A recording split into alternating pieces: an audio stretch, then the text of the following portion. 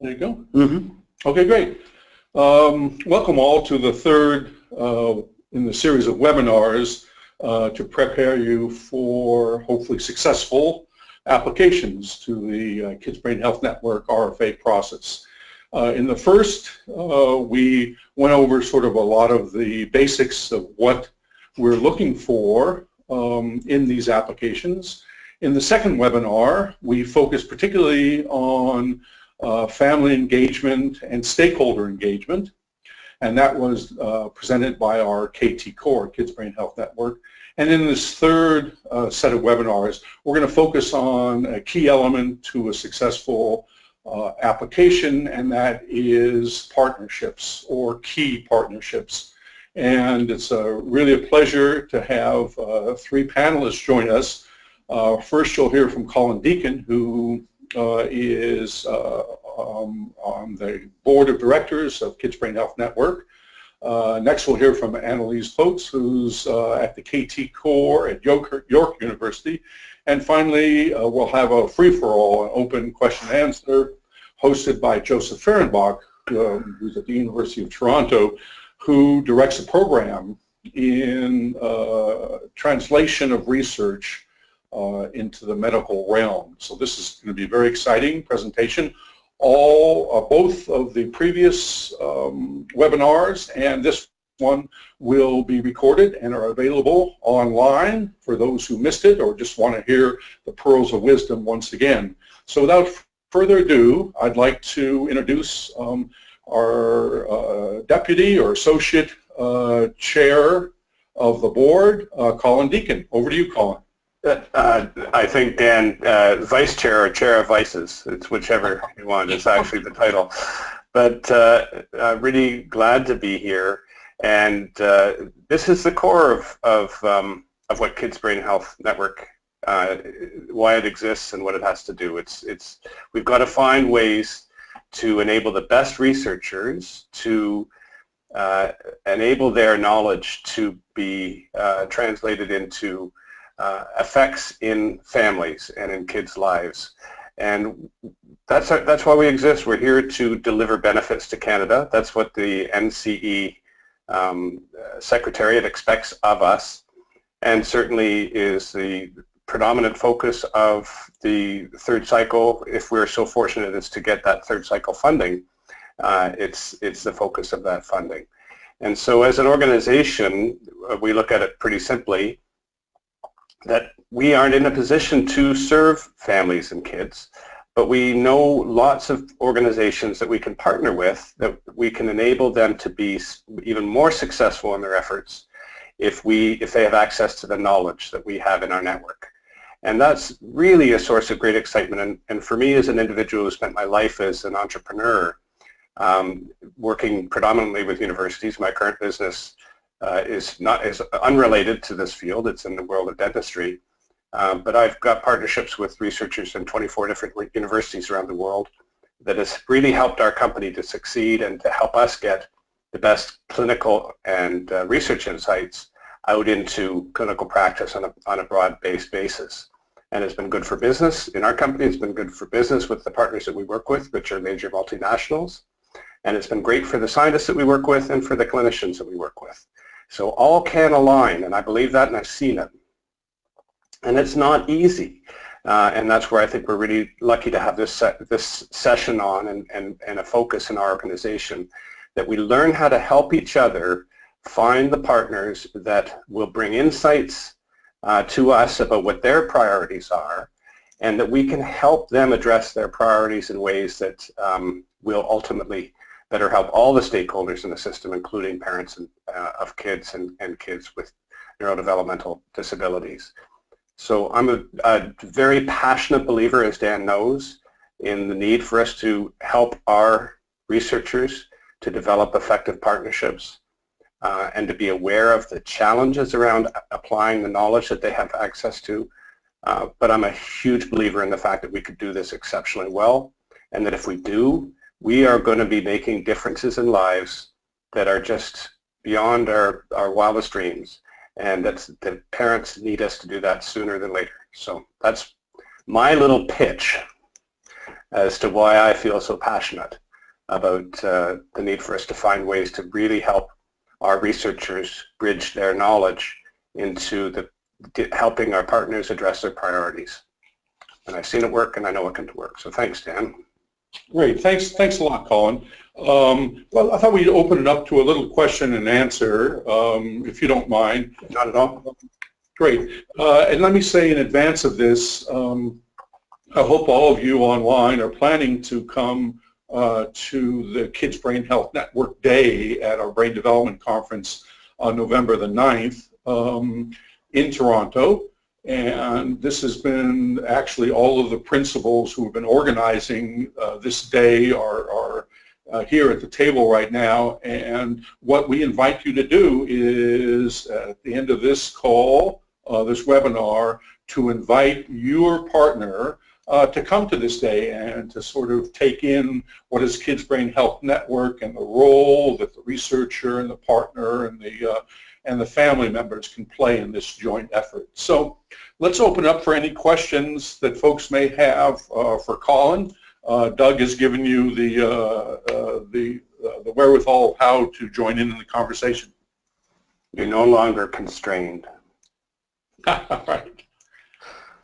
And you're free to ask a question or raise your hand, and I will open you up to ask your question verbally.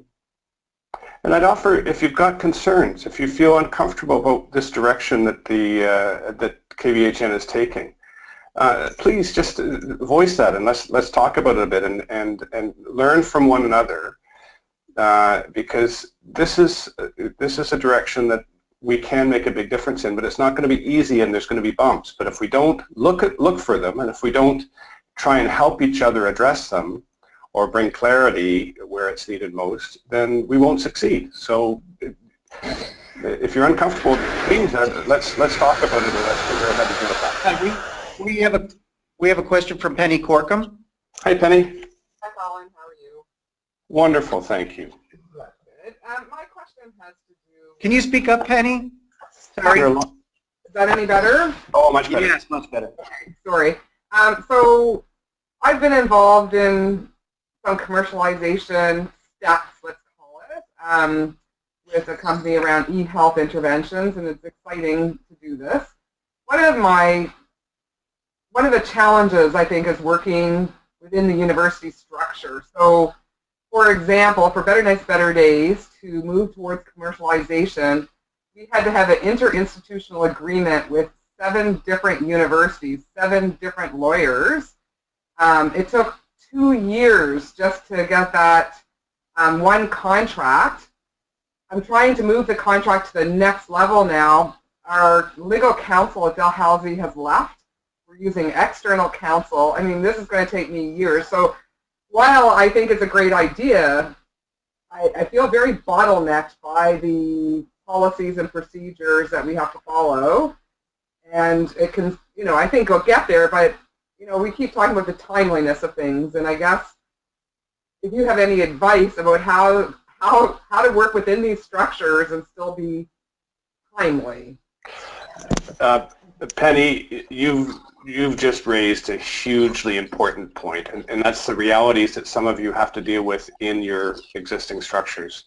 One of the things that one of the things I've found toughest about ILI or industry liaison offices is that I think they are a barrier to generating community development opportunities, or the opportunities from the application of knowledge, because they're trying to protect that knowledge. And that's contrary to where the Kids Brain Health Network actually is at as an organization. Our obligation is to get knowledge mobilized and out there, not to protect it. I have different views about this from a commercial standpoint than a lot of entrepreneurs, but I'm really reticent to put in strong IP protection or IP licensing agreements in place. I'd rather find ways to get knowledge out there faster and maybe protect a tiny element versus the whole thing. I don't know what to say about your specific circumstance, because they are all specific, but I would love to have a conversation, Penny, with you knowing some of the players involved, and maybe we can find a way to break through, and if we do, we can share that knowledge. When we find problems like this, Dan, I think it's one of those things that, this is what takes all the wind out of somebody's sails. I mean, it's I can feel the discouragement in Penny's voice because she knows what help she can provide. And we've got to, as an organization, find ways to break through in that. And it's not easy, but maybe there's places where we can find some successes that are working and share those. And maybe there's places where we find a problem like this, we can pool together some resources, meet with the ILI office, meet with Penny, and say, come on, let's break through here. What do we need to do? You guys are a barrier, and you don't want to be a barrier. Let's help you fix this. Sorry, Joseph, you want to say something? Yeah, Joseph has a comment on this important point. Well, I don't know if it's an important point. I mean, this is something that in Toronto, at least, we have no end to, because we have essentially one of the most convoluted systems that's geographically based, but also is based on where your appointment is, and there's university IP versus hospital IP versus, you know, whatever else. Increasingly, the model, though, around North America there's been talk about doing more unencumbered IP projects. And I think where the opportunity for the network here, and I'm sorry, I'm an outsider, but I'm just sort of, I know little bits and pieces. Universities, as far as I can tell, are anxious to figure out new models. At the U of T over the last 5 years, we've seen huge progress in terms of moving towards not actually being an IP hoarder. Our partnerships office has increasingly been trying to encourage entrepreneurship by stepping back and being much more open to different types of collaboration. And when there is money involved, it's been my experience at least, the directors are open for conversations. So as funders or as a network, maybe as people are starting their work, there is a conversation to be had in the initial contracts of talking about unencumbered IP, because other funders are doing it. Yeah, that's right. And I've worked with a couple of universities in the United States that have actually got out of the business of protecting IP. They just want to get it out into the community, and they know that the benefit to the university is going to be much larger in donations and other commitments to the university over time and contracts, because of the benefits that the mobilization of that knowledge is generating. So, Penny, I feel very clearly that this is an energy zap for you, and that makes it a problem for Kids Brain Health Network. So I don't know how we fix it, other than I'm going to be back in Halifax in the next little while. I'd love to have a conversation one-on-one, and let's see if we can find a way to break through on this specific issue and sort of bring people together, and then use that as an example to help others. Yeah, Colin, from the Kids Brain Health Network perspective, as an NCE, we're not allowed to hold IP, so we don't have any skin in this game, yeah, which creates a really nice situation. I think one of the key elements of an NCE is a nimbleness and an ability to move around roadblocks, and Colin and Joseph's input are really helping us think about how to move around roadblocks, and all of those online should have that same feeling. And Joseph, another thought? Yeah, I mean, we're talking about partnerships here, and it seems to me this is a really interesting opportunity for a partner to have a voice. If they're bringing something to the table, they actually have a lot more bargaining leverage than we sometimes assume or think with universities. So again, at our IPO office here, increasingly companies that are bringing money to the table are able to say, no, we do not want the university to hold any IP if this goes through. If you don't want our money, then fine. And the office has been very open. Yeah, great. Yeah, great suggestion. Okay, it's about 9:20 now Pacific Standard Time, and this is time to turn it over to Anneliese for Knowledge Impact Canvas. And how one can utilize our resources and this Canvas to make a difference. Anneliese, over to you. Thank you, Dan. Is my audio coming through okay, Doug? Yes, we hear you well. Okay, super, thank you. Okay, so I would like to present to you the new tool that a lot of you have heard of that the KT Core has developed called the Research to Impact Canvas. And what this is basically a KT Planning Lite tool. The idea is that if you're successful, you will already have an outline of a great KT or commercialization plan that we can build on and do deeper KT planning, like what we did with our high impact projects. And for those of you new to the network, you won't know what those are, but essentially we're planning to do a deep dive KT planning for the successful projects. Okay, so what I'd like to talk to you today about is why would you use the Research to Impact Canvas? And then I'll run through how do you use it, and also talk about how do you use the value proposition template in the context of the Canvas, because I realize this is all probably pretty new to you. So first of all, why would you use it? So I just want to explain to you where I'm coming from with this. So we've talked a lot about partners and stakeholders and that kind of thing, and really, you know, if our goal is to create value for our stakeholders, which it is as an NCE, because we're trying to achieve impact, and you can't achieve impact if you're not creating value for stakeholders. So if that's our goal, then we really need to talk to our stakeholders, find out what their needs are, which will inform the solutions that we create. It'll inform the policy and practice changes, and it'll be, while working with partners and our end users, we will necessarily be making this, the products, either the knowledge products or the commercialization products, context relevant. So this is actually a framework from the field of business analysis. I didn't make this up. This is a proven model, and if you're missing even one of these elements, you're going to fail if you're trying to achieve value. So it's very important to have all of these elements, and each element is defined by the other 5. So the reason why there's lines that intersect all of them is because they all interrelate to each other.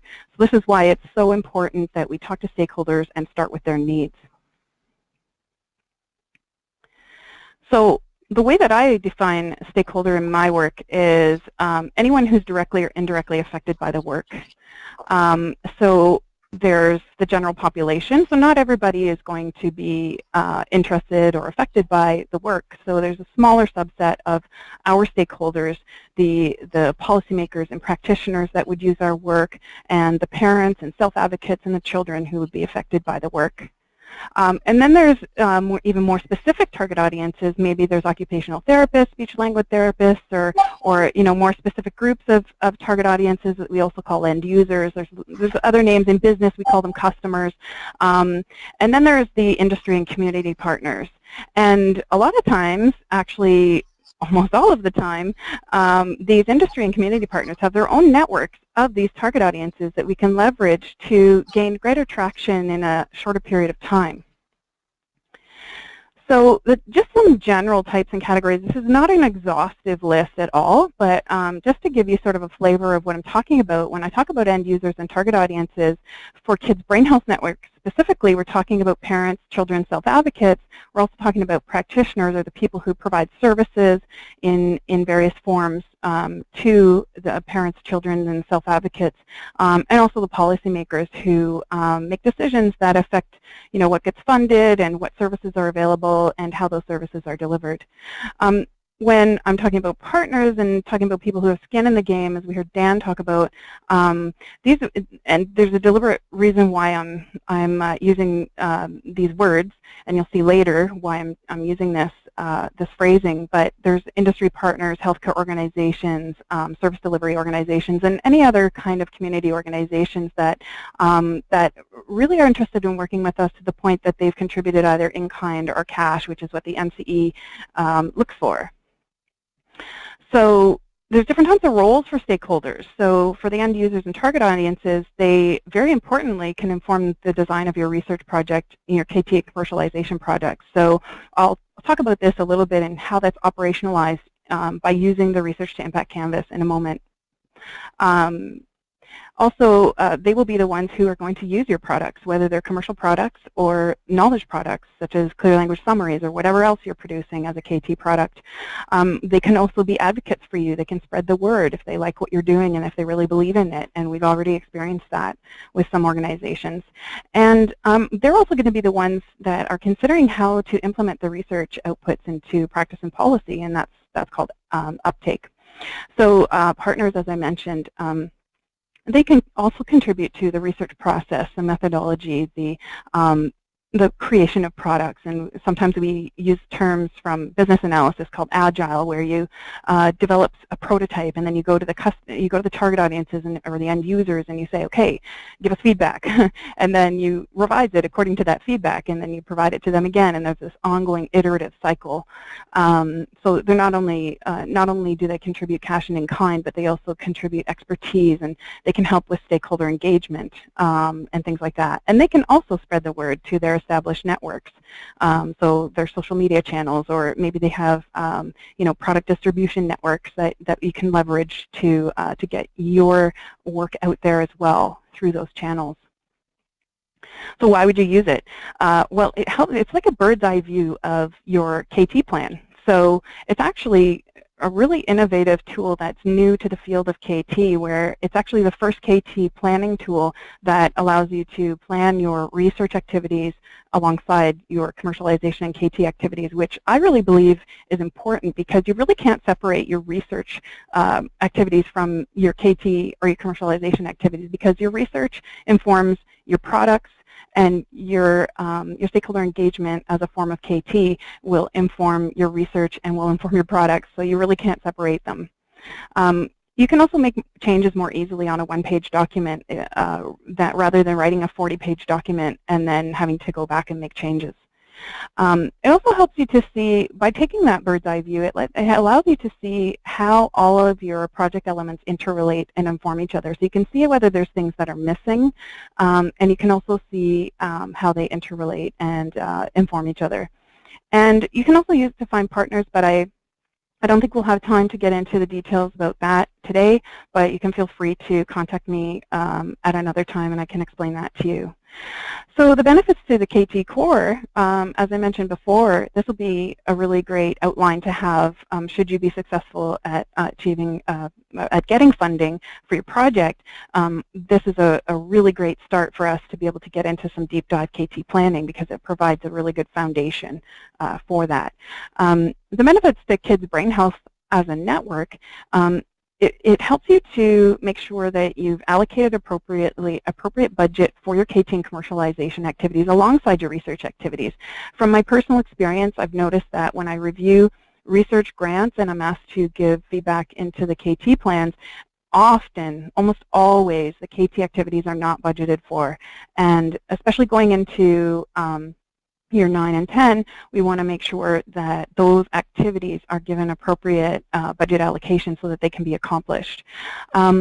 It also makes sure that you will consider and include all the necessary elements to achieve impact, and it maximizes the potential of the network to get specific examples or stories of impact so that we can maximize our chances of success with the Cycle 3 renewal application.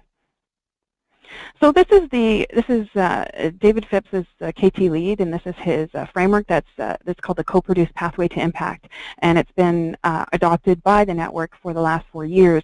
Underlying this is a logic model, but really what I want you to see in this is the pink circle, which is you, the academic researcher, and the intersection with the policy and practice partners. So these are all the stakeholders that you're engaging with throughout your research. And I would like you to notice that the oval, these two ovals actually go from like all the way through the whole cycle, all the way to impact. So you're going to, basically what this means is you're going to be engaging. Remember I talked about agile and how you'll be doing ongoing stakeholder engagement to make sure that what you're doing is actually relevant to the end users.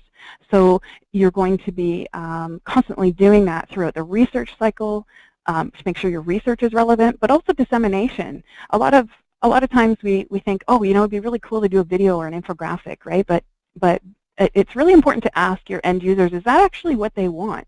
Because, you know, from my interactions with the healthcare providers, they actually, I remember an example from a previous job that I had where they actually wanted a reminder card that they could put in their lab coat pocket that they could pull out and look at to reference. And so making an infographic for them would be really not useful. So this is another way where engaging stakeholders is really important and listening to what their needs are. And then, of course, uptake is where the end users are considering how they can use what you've done in your project in their own practice. And implementation is when they actually use it. And so all of those things are necessary towards achieving impact, although we do recognize that impacts can happen along the way. So the arrow for impact goes all the way back to the beginning because it could inform new research and new products and new forms of uptake and implementation, but there also are there could potentially be ongoing impacts for the end users during this whole process that we go through. So how do you use the Canvas and the value proposition template? On July 19th, I sent out an email that contained the Research to Impact Canvas in 3 different forms. I sent out the links and also the PDFs, and also a template, two different templates to craft a value proposition. And I realize this is a new thing for a lot of people. So I just wanted to walk through how to use that. So first of all, if you haven't seen this yet, it's the Stakeholder Needs environmental scan that the KT Core worked on for an entire year last year. So we interviewed parents of children with neurodevelopmental conditions, so FASD, ASD, and cerebral palsy. We also interviewed clinicians and other frontline workers and service providers who help these families and policymakers to find out what their needs are, because if those are our stakeholder groups and our end users, we have to ask them what they need so that what we're doing is actually going to be useful for them. Remember that diagram I showed you about this, with the 6 elements, and how we need to talk to our stakeholders to find out what they need so that the solutions will create value for them in their own context. Well, this document has identified 44 stakeholder needs, and ideally your project will be the solution that will address that need, or more than one need if it's appropriate. And then in that way, that creates value for these stakeholders, and they're going to be more likely to use it. And if they're going to use our work, then that means that we're going to be able to achieve impact.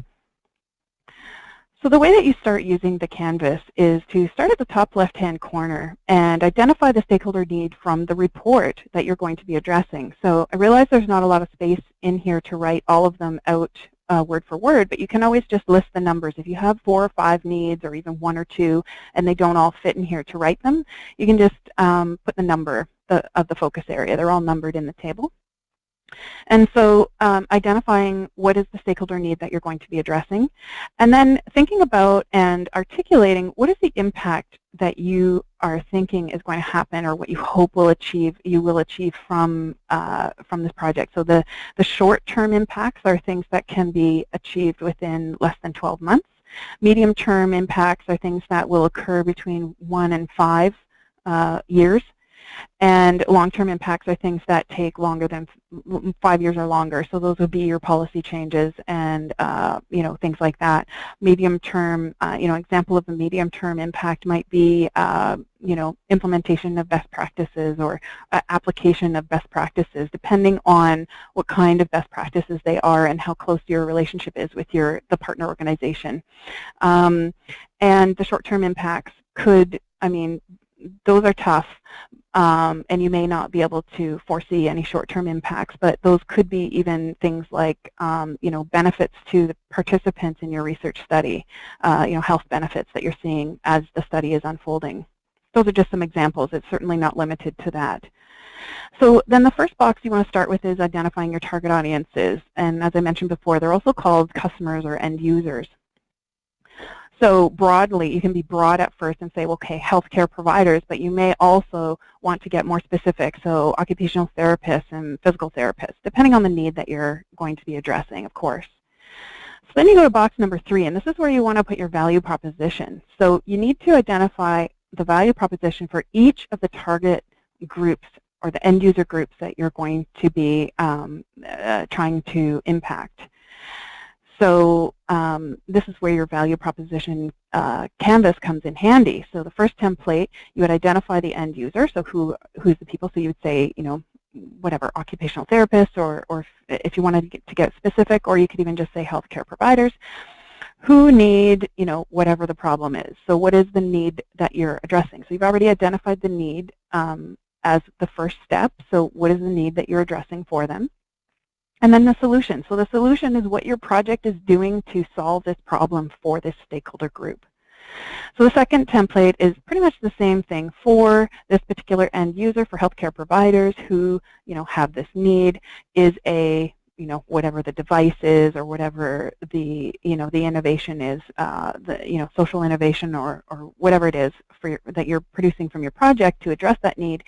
And then you know, that, you know, results in whatever, and explain, you know, how your work will provide a solution for the end user's needs. So it doesn't matter which template you use, it's just whichever one you feel most comfortable with. So here's an example of a value proposition statement. So for healthcare providers who need to acquire specialized in-depth training in autism, CP, and FASD, our project team will create an online training course in 10 modules containing self-assessment and references for further reading. Okay, so that's very specific, and that's a robust value proposition statement.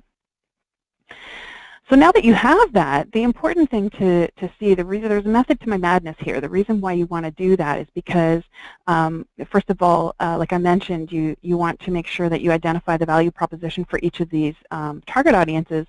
But in between all of this is how you're going to then engage with your stakeholders to co-produce the solution.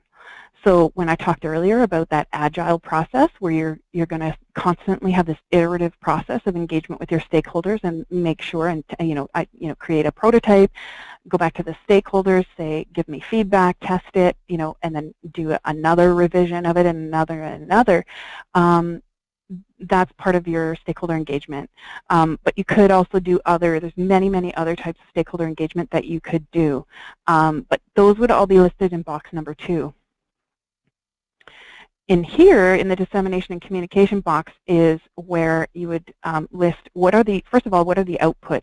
So the output would be the online training course, the module or whatever, and maybe a manual. Could include peer-reviewed publications and presentations and stuff like that too, whatever the outputs are of your work. And then you also want to importantly, again, say how you're going to interact with these stakeholders, but in this way, it's a different way. This is the communication part. So the stakeholder engagement is more of a listening thing. The communication part is more of a telling. So this is your dissemination. So how are you going to leverage the networks of your partners and your target audiences and all of that stuff to maximize the reach of your work? So this could include focus groups or online discussions or any other type. We do have a stakeholder engagement guide that's available on our SlideShare channel, and I'd be happy to send that to participants after if you'd like. What it contains is 3 tables that identify the different types of stakeholder engagement that you could engage in with your stakeholders. So this is only 2 examples. There's many more. So for example, outputs, and also how are you going to disseminate it and communicate with people. So this is another way where you would be asking people what are their preferences for receiving this information. Maybe they want email, maybe they're not on social media, or maybe they're on a particular listserv and you can, for their group of, maybe through a professional association or something like that. But you have to ask them to find out what are their preferences for receiving this information as well. So this is what it looks like, and the reason why these 4 boxes are above the uptake and implementation box is because they inform the potential for uptake and implementation. So essentially what this means is you need to ask people what they need and make sure that what you're providing them is what they need, and then they will want to use it. So that's all it says. It's very simple. So And then you can just write some sentences here about how you imagine that your stakeholder groups will actually consider and implement what you have produced in your project. So then you want to go to the other side of the canvas, and this is where you want to list 3 different things. And I know there's not a lot of room here, but this is very high level. So first of all, what are your research project activities? What are your KT activities? And if it's applicable, what are your commercialization activities? And then you want to get really specific about what you need to be able to do everything in box number 6. So you might need a PhD student, you need postdoc, you need some technical expertise, graphic design for the online modules, you need some OT and PTs willing to test, or whatever it is you need. And then for your key policy and practice industry partners, the reason I need to just clarify here, by using the word key for in front of the word partner, in no way am I diminishing the importance of the stakeholders that are listed in box number 1. All of the stakeholders are very important. The only reason why the word key is used here in front of partners is just so that you're not listing every single organization you've ever talked to. This is just for your partners who are going to be your key partners who are ideally contributing cash or in-kind to your project. And really, a more simple way of thinking about it is if you didn't have these people involved in your project would not succeed. So, for example, for this online module, if you didn't have this company who can actually do this work and deliver the module to you, then you wouldn't be able to do it. So some more specific examples of key project and KTE activities are here. And again, you would relate that to the key resources that you need. And there's examples on the different versions of the Research Impact Canvas to help you with this, and I'm here to help you as well. Now, all of these relate to number 9, which is the budget. So really, number 9 is what are the resources, what's the money that you need to be able to do everything in box number 6 and to be able to acquire the resources in box number 7. So you're going to want to put the amount of money that you need, and also you want to list here what is the contribution from the practice or industry partner. So they may be contributing cash and they may be contributing in kind, but each of them will have a dollar value. So you can see here that by listing your research and KT and commercialization activities in box number 6, this ensures that you're properly budgeting for everything so that everything can get done. So this is what the whole thing looks like. Really helps you to see how things interrelate. Yeah, I'm happy to take any questions if anybody has any questions for clarification. My contact information is here, and I've been providing individual advice on people's KT plans and their proposals, so please feel free to email me your Research Impact Canvas along with your proposal, and I will review, and then we'll book a telephone call to talk about feedback. Okay? So I'm happy to take any questions if anyone has any. Yeah, Anneliese, actually, we don't have time for questions. We want to turn it over to Joseph. But any questions that emerge? Yeah, Joseph? Oh, you're muted. I'm sorry. Oh, my bad. We're unmuting you in just a second here. Yeah, unmute. Yeah. Yeah. It might be a good idea to take a couple questions, because if this is a tool that's providing, setting up materials for the research grants that are before the workshop, if anyone has pressing questions, I think it's probably a good idea to ask them. Okay, sure. Hi, we have a question from JP, Jean-Paul Colette. Yeah. Can I speak now? Yes, please. Okay. Anneliese, thank you. It was very useful, and I had seen this empty template without understanding the meaning. I have one question regarding the initial graph describing the link between research, dissemination, uptake, and implementation, which is when you see this sequence of circles, you feel that research is what has been done, And then after that, it is really the KT aspect, how to pass it into practice. But for a project like ours, which is a KT project based on research, if we define research like something which is to be passed into practice, it is a fixed content that is now being put into dissemination.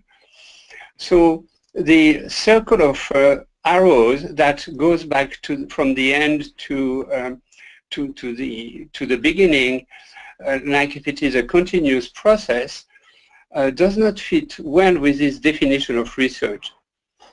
So my question is, for projects like that are really KT projects, only KT research, there is no research development of new knowledge, is the research definition based on the research you do in context of the KT in order to inform the stakeholders about the progress. So then there is more work toward the good direction. So it's a KT research within the KT project. Okay, so you're doing, okay, so what you described right now sounds like stakeholder engagement. And if it's a KT activity, a KT-based project, and there's no research per se, then I mean, I think the tool still applies because, like I mentioned, it's there are going to be academic outputs, so academic products or outputs, but there's also going to be KT outputs and commercialization outputs. So anytime you're creating any kind of product, it's important to engage with your stakeholders, and it sounds like you're doing that. So I'm not sure. Can you maybe ask your question in a different way? If I haven't answered your question appropriately, can you maybe rephrase that so that I can understand what you're asking? Maybe we can go offline with that just to open up the airways for others who may want to.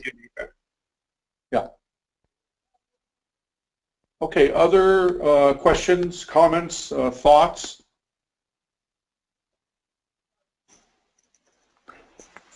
I'll just offer one from my perspective as being a non-academic, listening and hearing, and I really respect the detail with which the KT core goes at this. I look at things a lot more simply, still having a lot of university partnerships and industry partnerships around the world. And really in business, there's an expression that the sale's not complete until the value has been delivered. And I think as a customer, if you think of yourself as a customer and think of that expression, that's how we all feel. If we don't get what we've been promised, if we don't get the value we need, we're not happy. It's the deal's not done. And I think that's true in research as well, that the application of research is something where it's sort of been left to others, but I think there's a tremendous amount of benefit in researchers understanding the needs. So I look at things just a little bit differently. I don't look at it as benefits as much. I look at it really wanting to understand the needs of those who, if they used the research, the knowledge you've created, if they used it to its full potential, what needs would those be serving? And understanding and exploring those needs gives you some tremendous opportunities to harness the vested interests of that partner organization to help you move your research into practice.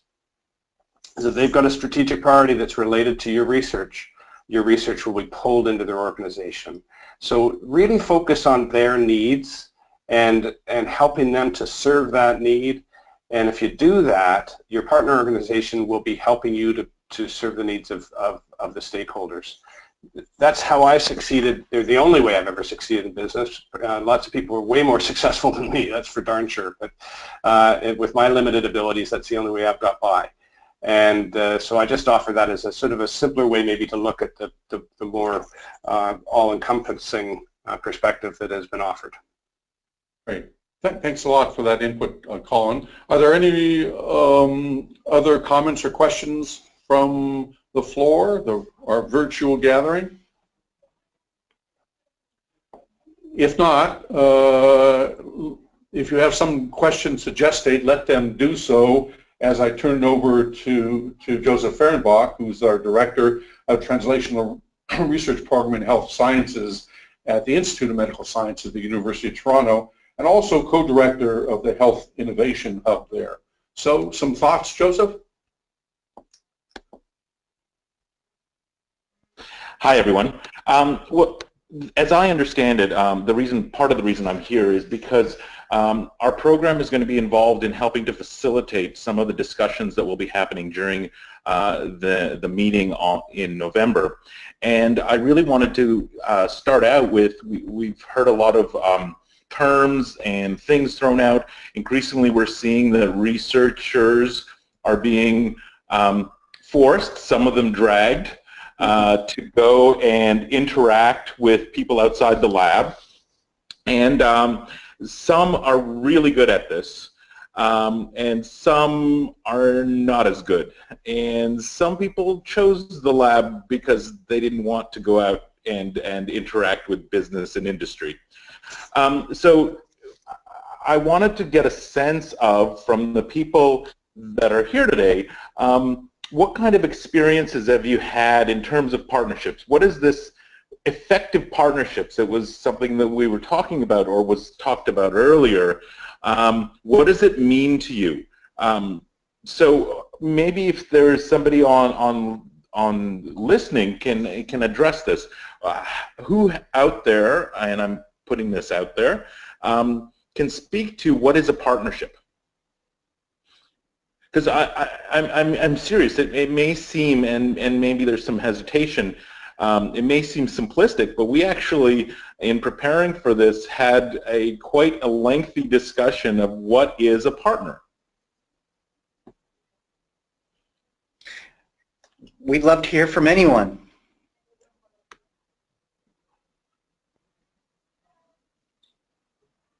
No hands are coming up yet, Joseph. Maybe let that sit with them. Well, in order to understand, I guess, what you're going to be putting in that canvas, it's very significant to understand who are the partners you need to be approaching, and then to start understanding how do you access or assess their needs. And I think Colin was very spot on.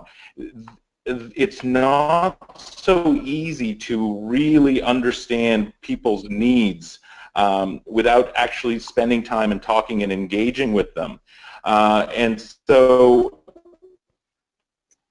as you are preparing your proposals, one of the things that's quite important is understanding which partners to target and what makes a good partner. One of the conversations I've recently had with a researcher who was actually trying to get a collaborative network off the ground was that when he first did his initial write-up and his proposal, there were tons of hands up. Right away, everyone was jumping on board. This was great as long as they could somehow share in the money that was brought in by the idea. But when it came right down to it, the second they actually received the money and had to do reporting and had to do a bunch of the administrative stuff, people started dropping off. And that's when he realized that, and one of his learning outcomes for this in the future, if he were ever to start another sort of large collaborative network, it would not be with a free-for-all for partners. It would be with a select small group of core. And this is where the word skin in the game came in to the discussion. People that aren't just necessarily there to put their name on a grant or a proposal, but actually want to delve further into partnerships. So the question is, how do you know if and when someone is serious? Have you been in situations with industry? Do you have any idea of how to approach industry to essentially verify that they're going to be involved at various stages of the process? Because I agree with Colin, it makes a huge difference to have a receptor at the end of this. It makes it much easier if you are consulting with them throughout the process, and used words like development. And that is one of these design words that can actually mean a lot of different kinds of things depending on the partner and your intent. So I'm going to put it out again. What does partnership mean as your understanding? Because you're going to have this understanding to apply. Yeah, maybe Lonnie, who always says very wise things, if I could pick on you to sort of address Joseph's question out there about challenges with partnership. What does it mean to you? Who do you bring to the table? Is that okay if you're there, Lonnie?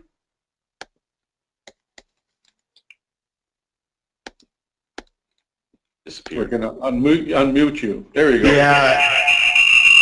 Oh, you got the phone on there. Yeah. There we go. Okay. Yeah. Sorry about that, Lonnie.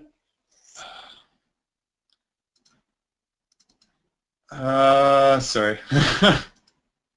Can you hear me now? Yes. Hello? No. Yeah, we can hear you. Yeah, sorry. He's still getting feedback. Is he getting feedback? Oh. That's okay, Lonnie. Let's pick on somebody else. Lonnie's size, though. Let's see. There's oh, Derek left. Pia. How about Pia? Okay. I'm here. Yeah, Pia, you have some comments? Well, I come to the webinar because exactly I find out to... Let me just, the rationale being... We're losing Joseph. Jesus, this is just not working well. to make them useful and to make them something that can contribute to what you're doing. Joy would come. Try it again, Joseph. Am I live? You're live, yes. We can great. See and hear you. So that's one of the things. What would be useful in terms of engaging with partners and based on your previous experiences? One of the things we've found in the past that has been interesting is to talk about, or at least think about, a charter with partners. In project management, people do this in terms of team charters, setting out what are the ground rules or what are the ideas, what are the needs and perspectives and roles up front.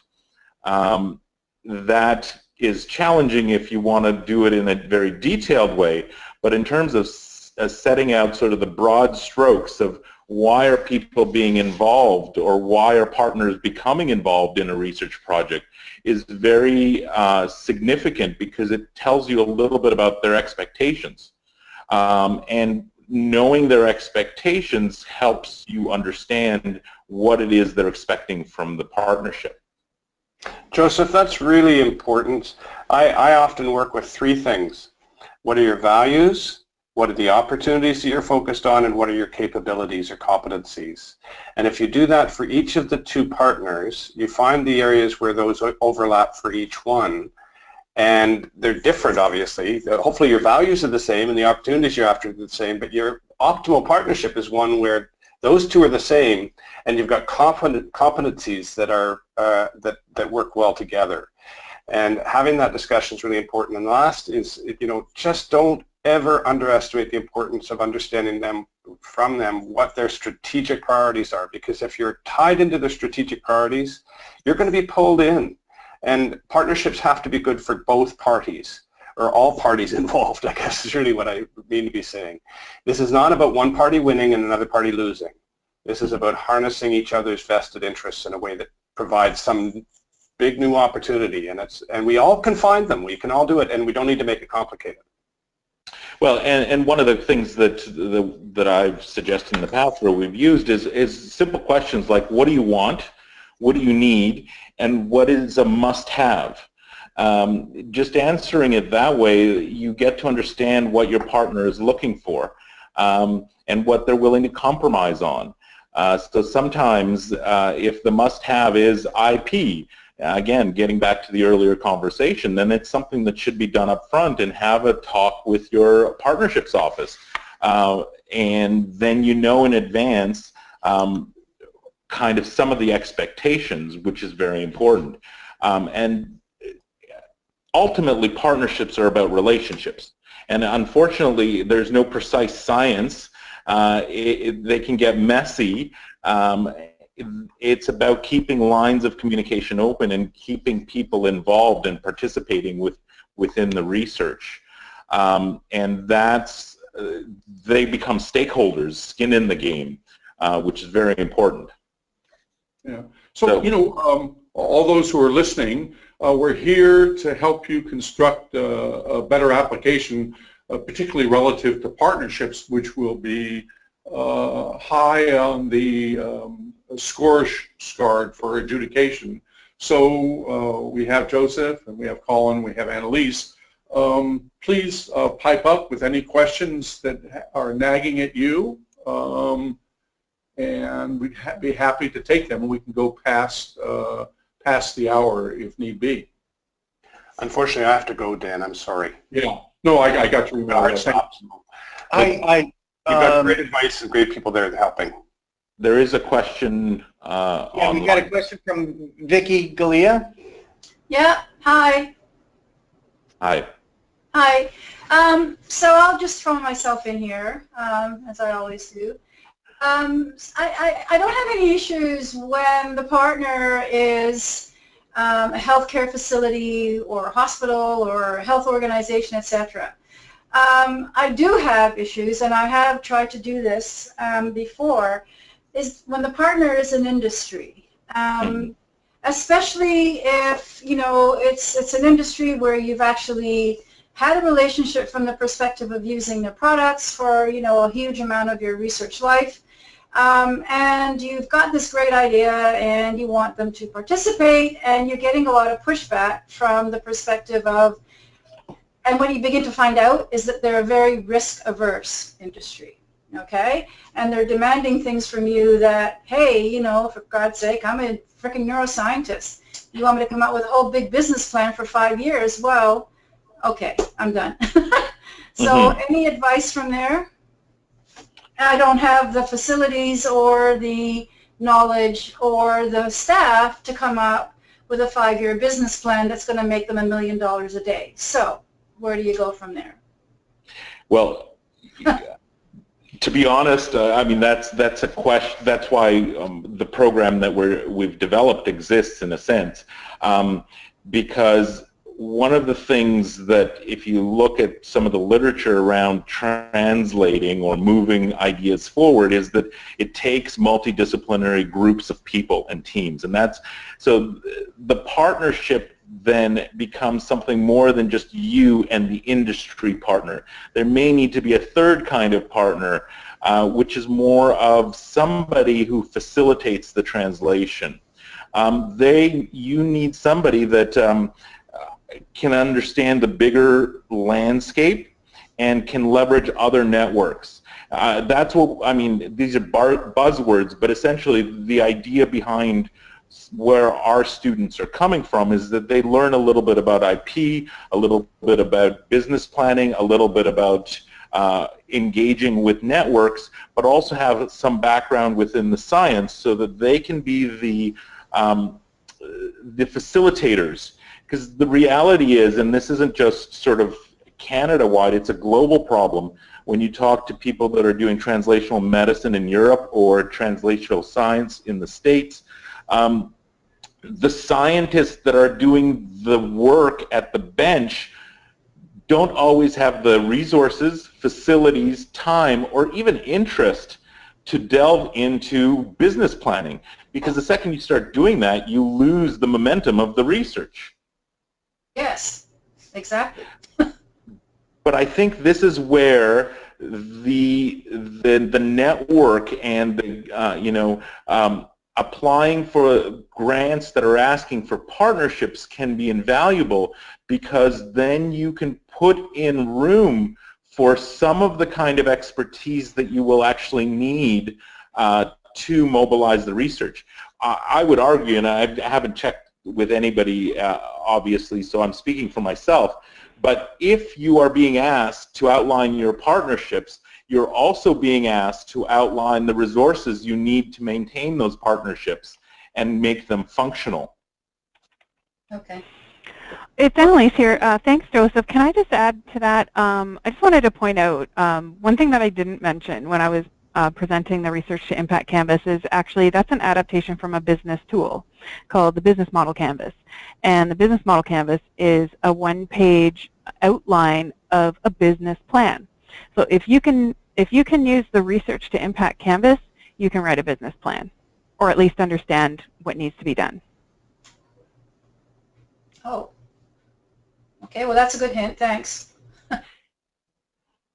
If you do actually Google search for Lean Startup Canvas, Business Canvas, there are a number of them that will pop up that will look very similar and can help out. Increasingly, businesses aren't necessarily interested in 40-page documents for business plans unless you're talking about much further along and much bigger pots of money. Initially, they want to see a plan that's easy to digest. Yeah, can I just add to that? I think.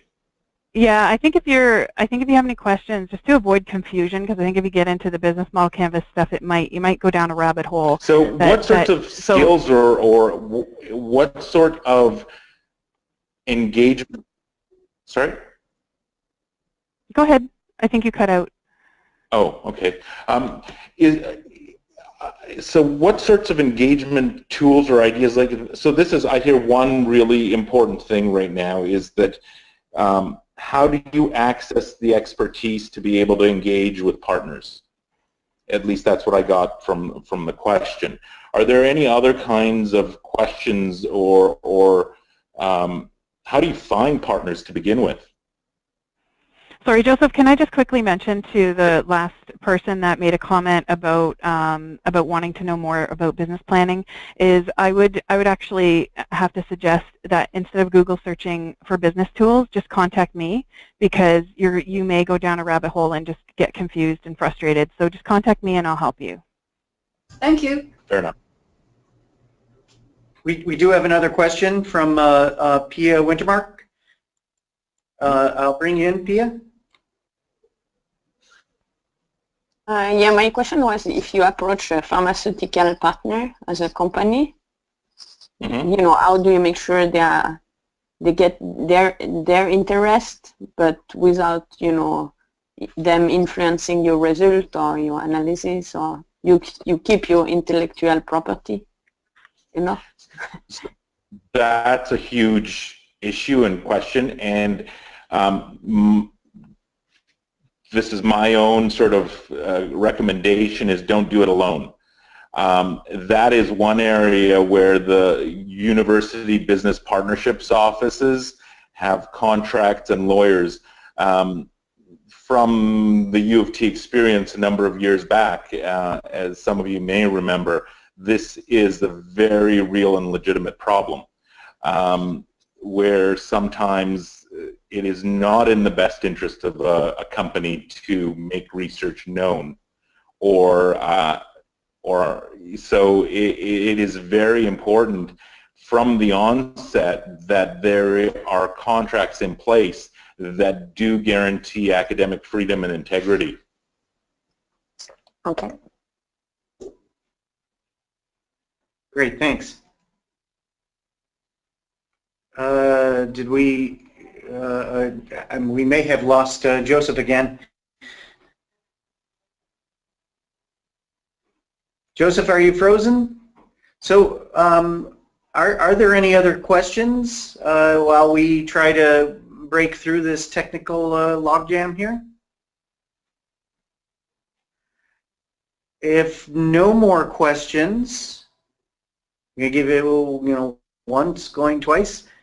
I would really like to thank Anneliese and Joseph for their fabulous conversations. Anneliese, that was a great presentation, and I would mention that this partnership engagement activities are going to be going on at the NeuroDevNet day of our conference, and so stay tuned. And as Dan mentioned before, it would be highly recommended for individuals that are have standing partners or are developing a partnership to come to the conference and invite your partner to join us, and we'll explore these things together.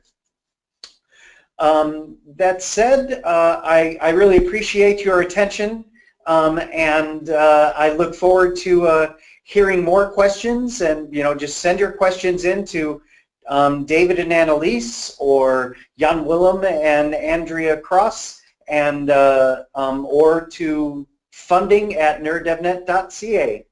All right, thanks a lot, and I look forward to seeing you all at our next webinar.